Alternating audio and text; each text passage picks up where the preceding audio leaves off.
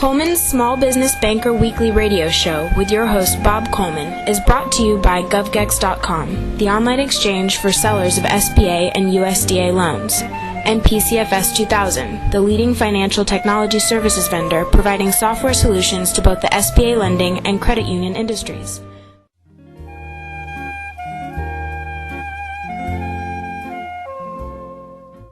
Today we're talking with Barry Sloane, Chairman and CEO of Newtek Business Services out of New York.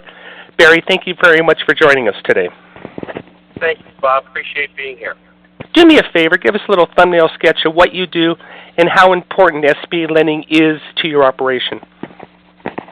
Sure, Bob. Newtek Business Services is a publicly traded holding company that's primarily focused on small business owners across the United States. We offer a menu of 7 different primary financial products and business services to small business owners, such as electronic payment processing, web hosting, web design, payroll, data storage, and of course small business lending. If you ask most small business owners, which the U.S. Chamber of Commerce does a regular study on what small business owners need, typically funding and capital is at the top of the list, closely followed by solutions relating to health insurance. So sure. We view lending as an extremely important offering to our service offering. Barry, what percentage of your business is tied up in SBA lending? Bob, this year we forecasted in excess of $100 million of revenues, and small business lending is about 9% of that total. Very good. 2009 is gone. Thankful. What do you see for 2010, specifically as it relates to the small business economic outlook? Well, I would add that we plan on doing a lot more lending in 2010, and we'd like our revenues from lending to be significantly more. This is a fabulous climate for making business loans. In terms of the economic climate for small businesses, we believe it's going to continue to be challenging. We think that the balance sheets of consumers and large corporations, state municipal governments, really has been destroyed and hurt, as well as the balance sheet of financial institutions. Right. With that said, that would be a damper on economic activity, so we're not very optimistic about overall economic growth for any segment of the U.S. business economy. Right. Yeah, I know 2009 was tough for you. You only did about $9 million. That was off dramatically from 2008. You mentioned 2010. What do you see in terms of the narrow niche of SBA lending? What number would you like to see come in?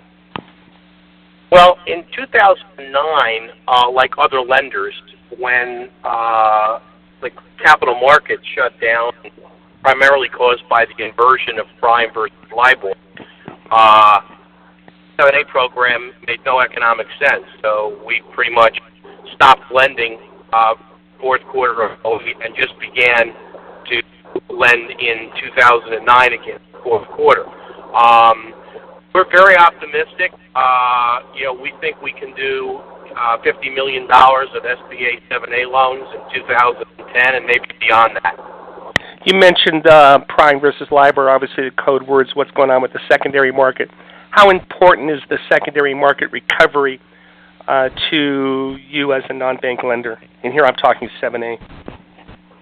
Well, I think that the issue with respect to the government-guaranteed portions of 7As, and they're not being aggressivity, was solely caused by maybe a once in a century anomaly between prime and LIBOR. I think a full faith and credit U.S. government obligation that has no caps on it is very much in vogue today and will be in vogue forever, provided that LIBOR and prime don't invert. So I think recovery. Yeah, I was going to say that. Yeah, I was going to say I agree with you. I think it was once in a generation anomaly that has righted itself, and so there is a decent recovery in the 7A market. All right, Barry, got to ask you the tough question. How do you feel about the SBA, what I call Stimulus 2, increasing the 7A and 504 maxes as well as extending that 90% guarantee. How do you feel about that proposal? Well, I would say, like most participants in the market, we're very happy about that. We think it works. We think it's important.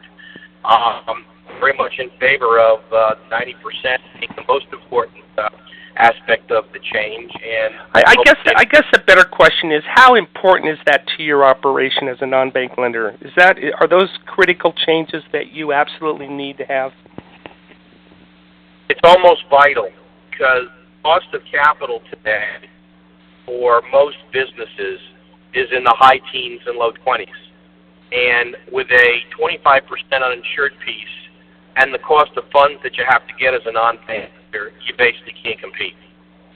Right. Barry, I also understand we said that small business is about 10% of your market.